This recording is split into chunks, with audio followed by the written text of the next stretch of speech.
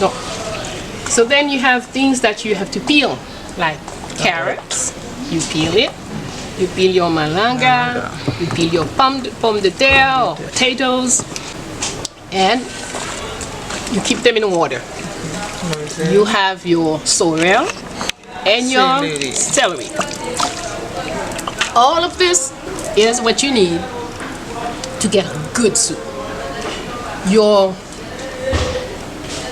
pumpkin, you clean it real good, you cut it up, and you boil it with the skin.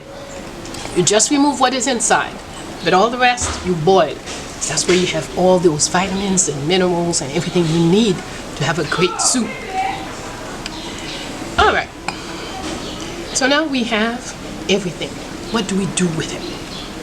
We see that in our next video.